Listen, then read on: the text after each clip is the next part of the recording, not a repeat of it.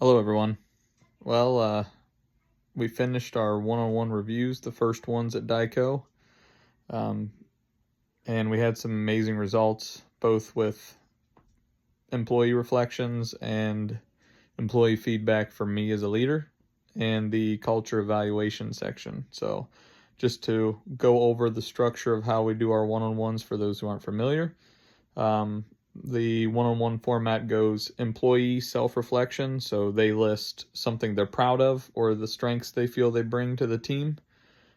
And then the second one are areas they want to improve or feel they could improve.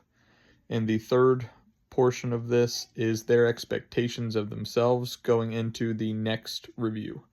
Um, After they complete this section, they do it ahead of time and turn it in so they're not feeling pressured in front of me during the one-on-one. I will then do the same three criteria or categories. I will review them from my observations, something I'm proud of that they've done, or the strengths I feel they bring to the team, as well as the areas they could improve, and my expectations of them for going into the next one-on-one review. Outside of that, we move into section 3, which is the culture evaluation. I list different criteria, such as for them to evaluate the team or the people they work with. So the first one would be something like, is the team open-minded? Are they willing to hear out your suggestions, your ideas? Do they feel that they can speak up when there's a problem? Do they feel comfortable doing that? And I started by having them score at 1 to 10 on these different things. Teamwork was another one. And then, is the culture clearly defined, communicated, and implemented or integrated within our company? And then the other one was clarity of communications and expectations for them as an employee, 1 to 10. And then give feedback on why they feel it scored that way or how we could improve. Section 4 is goal setting, so they set either a short-term or long-term goal to strive towards and list why it's important to them as an employee owner. And then Section 5 is the employee and myself coming up with an action plan to align their behaviors and their actions with that goal to help them get on that path to striving for it. I don't promise them that they will achieve every goal they set or be in every role they express interest in. But what I do say is that I will put you on the path and give you a clear plan and step-by-step incremental goal setting to get there.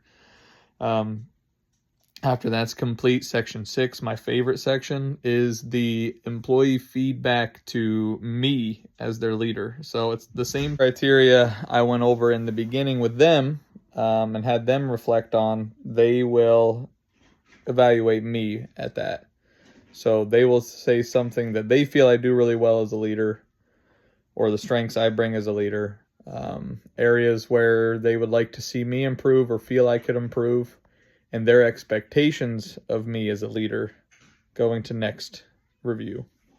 Then at the end, we just write key takeaways. I write a key takeaway I had from the review, and they write a key takeaway they got from the review. Something new, a new perspective, a new path to follow, or a new plan to work towards. That goes in there, and then we just sign it, saying that we had this, basically, and because, corporate America reviews stuff in HR, so it just goes right into their file for them to be able to grab and reference back at any time, if they have questions or if they wanted to see those notes. But I just wanted to also share some of the key takeaways I had through this whole process. So through the review process of their evaluation of me as a leader, across the board, I found that our Lean Leaders group had the end result we wanted, where we create curiosity and start a pull system for the culture. But an unintended consequence of that is some employees felt spited and or slighted, and then overlooked. They felt that, why am I not involved, or why am I why was I overlooked for this group? I want to help the company grow as well, so why am I not on that team? And it turned into a negative aspect a little bit for some people, not to where they were frowning upon it, but because they just felt uninvolved. And I was candid with them.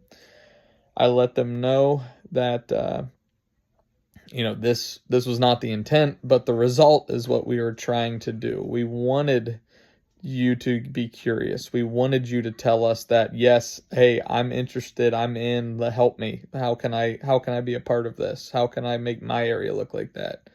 How can I do that in my day-to-day work? So that was what we were going for. We did not want everybody to, anybody to have a negative outlook on it or feel overlooked. That was not the intent. So I apologize that you felt that way, but welcome aboard. Welcome to the team. We're going to get you involved. We're going to get you in these, and I'm going to teach you exactly how you can be involved. So that was a great experience, but it had a little bittersweetness to it with how some people felt.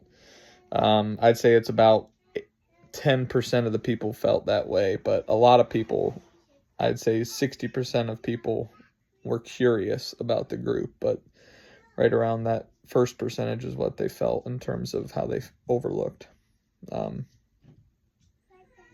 That was one of the biggest takeaways. Then the other ones were, sorry about my kids in the background.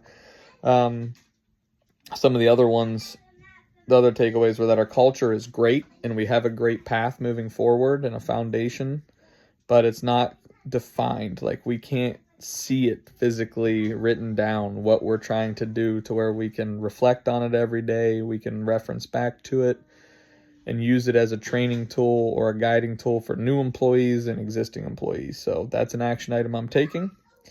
Then the third takeaway I had was a lot of people said that I need to delegate. I need to empower our employee owners because I'm spreading myself too thin. When I'm backfilling the role temporarily while looking to promote within to our production manager role, I've been temporarily stepping in to do that, those responsibilities, and also hiring a inside sales representative, kind of more of a VP of sales role, because I'm going to be focused on the operations. I've been very busy, and we also have our lean leaders group and everything we're doing there. So yeah, it's been a lot, and my action plans are going into place to empower those people. So that's my takeaway. Sorry, I got to go. My kids are going crazy. So thank you. Bye.